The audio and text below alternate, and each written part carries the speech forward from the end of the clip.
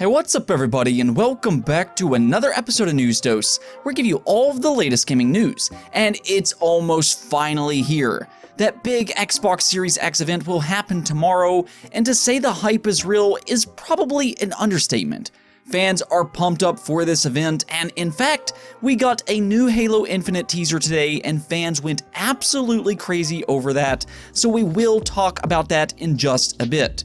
Also, rumors seem to be ramping up on this Xbox Warner Bros. Acquisition, so we're going to discuss that as well and the possibility of it actually happening. Plus a ton more from next generation game prices to more big events, so don't go anywhere because you're not going to want to miss it. First though, let's start off with Square Enix. Even though the Xbox Series X event will happen tomorrow on July 23rd, 11 a.m. Eastern New York time, that has not stopped Square Enix from debuting their newest reveal, Balan Company. Quite honestly, I have no idea what this game is or what it's even about, but Square Enix has been teasing this game for the last week, and it will be revealed tomorrow 1 hour after the Xbox Series X event ends. In other words, the reveal trailer for Balan Company will go up at 1 p.m. Eastern Time. Considering they have been teasing this game for a little while now, I would expect this to be a higher quality game, though no guarantee there. It is a very bold move posting this the same day as the Xbox Series X event though, and it does make me wonder if it will appear during that event as well, and then just have an extended look afterwards, but I guess we won't have to wait too long for this one to find out. Now, Square Enix also had a big announcement for the popular MMO Final Fantasy XIV. They will be releasing a pretty major update next month on August 11th, which seems to really aim at engaging new players. The thing about Final Fantasy XIV is that the longer this game has been out, the better it has gotten, and many fans who have played some of the newer expansions will flat out claim it's one of the best Final Fantasy games, period. The problem though is that the original game is not near the same quality and it takes forever to get to those expansions. It's just a very sluggish experience and Square Enix knows this. This is why on August 11th they will be streamlining the original game to help new players reach some of the newer expansions. And on top of that, they announced that the original game as well as the first expansion, Heaven's Ward, will be free to play. Their wording in specific is free trial, but there is no time limit from my understanding, so I thought it would be easier to just explain this as free to play. This is a ton of content too. I mean, we are talking probably around 100 hours of gameplay just for this part of the game. So if you've been interested in Final Fantasy XIV in the past, August 11th may be the perfect time to jump in. Speaking of Japanese publishers, Sega had a big announcement today for Yakuza Like a Dragon, aka Yakuza 7. If you know me, I do like the Yakuza games a lot, and I completely 100% believe that Yakuza 0 in specific has one of the best stories in any video game ever made, so yeah, I'm super excited for Yakuza 7. One problem this franchise has had in the past though, is that it has always used subtitles in the West. With Like a Dragon though, Sega has announced that for the first time ever in a mainline Yakuza game, it will be dubbed with English voices. This is just fantastic news and should help Yakuza reach a wider audience as not everybody likes subtitles. Also, they did finally announce that it will also be heading over to the PlayStation 5, however, it will not release side by side with other platforms. And I know some fans probably wonder why it's not releasing side by side with consoles such as the Xbox Series X, but I assume this is because Xbox does have smart delivery, which makes it easy for developers to port current generation games to the Xbox Series X. PlayStation unfortunately does not have a program like that, so they probably have to do a little extra work, but at least it has been confirmed to be coming to the PlayStation 5, and it will have an upgrade path, meaning if you buy it on the PlayStation 4, it will likely be free to upgrade on the PlayStation 5. I imagine it will release sometime in 2021 on the PlayStation 5, whereas it will release on November 13th for the Xbox Series X, Xbox One, PlayStation 4, and PC. Moving on, do you remember that Sega Dreamcast game, Jet Set Radio? Yeah, that was probably one of the best Sega Dreamcast games ever made, and fans have really been wanting a sequel for years and years. Sega though, for whatever reason, just will not bring this game back, but however, that has not stopped Team Reptile from making a spiritual successor, Bomb Rush Cyberpunk. I don't know how I feel about that name, but this does look really good. It does have a very similar art style to Jet Set Radio, and even has the original composer. Now this has only been announced for Steam so far, and it will be available in 2021. It is meant to be a single-player experience, but I would imagine this will make its way to consoles as well eventually, because if this game is good, it's going to sell well. I'm not saying Jet Set Radio set the world on fire in terms of sales numbers or anything like that, but I do think that there is enough fans of that game to really help Bomb Rush Cyberpunk succeed. Either way, this is great news, and hopefully it does turn out well. In other news, Ubisoft had a few interesting statements today. Apparently, Ubisoft's E3 replacement event, Ubisoft Forward, did have more concurrent viewers than their E3 presentations. That does not bode too well for E3 to continue next year, as these publishers are probably starting to figure out that they don't actually need E3 to get a lot of views and get their news out to the public. Now, I do like E3 a lot myself and just enjoy seeing so many games announced in a short period of time, but with how it was done this year, with everything so spread out, they probably do get more of a spotlight on each individual event. It also does allow media to spread the news easier because each event isn't competing for headlines, and then that's not even considering how much E3 actually costs these publishers to do. So yeah, the future of E3 is not looking great right now. Now, I know some fans were a little disappointed with the Ubisoft event a few weeks ago.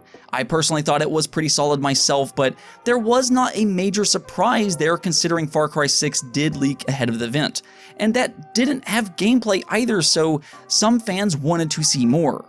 Well, good news here is that Ubisoft announced their next Ubisoft Forward will air in September.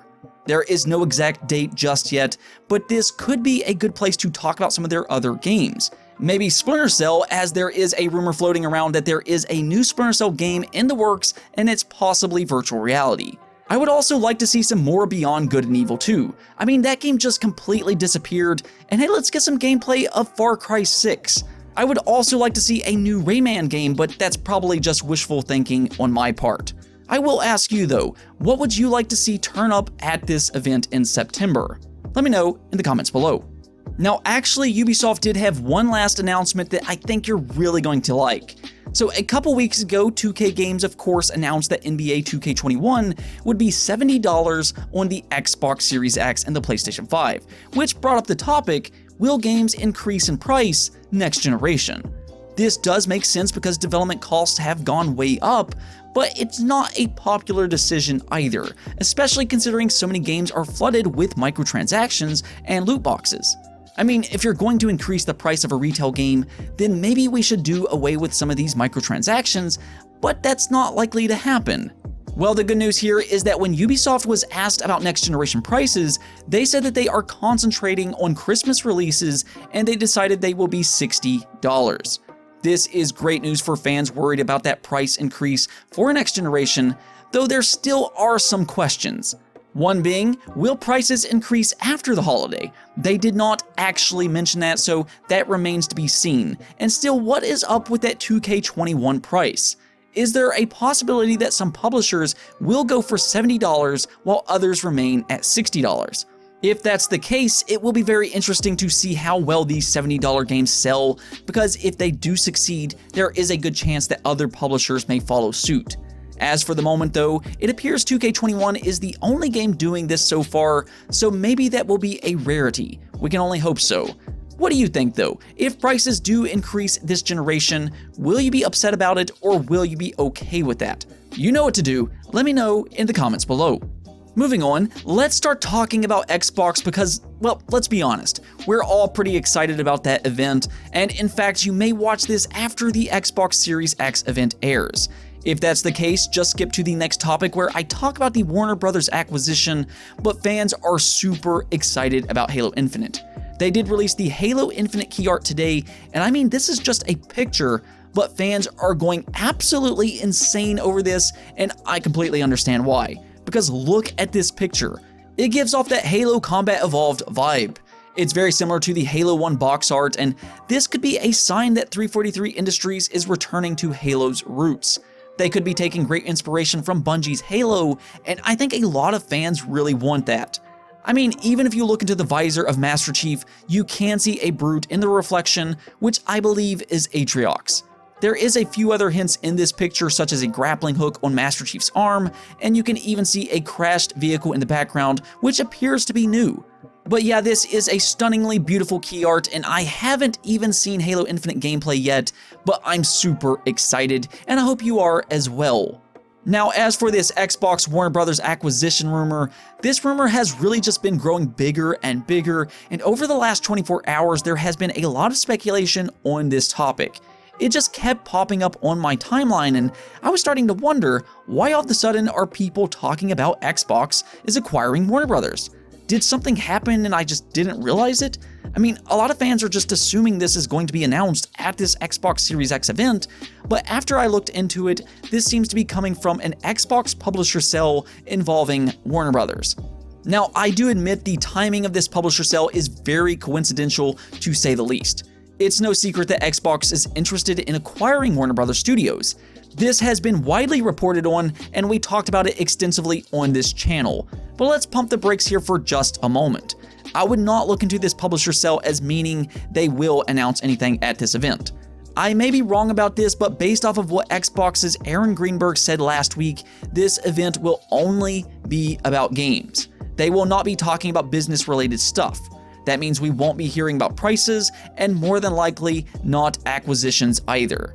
Maybe they do, but based off what he said, they're probably not going to talk about that type of stuff here.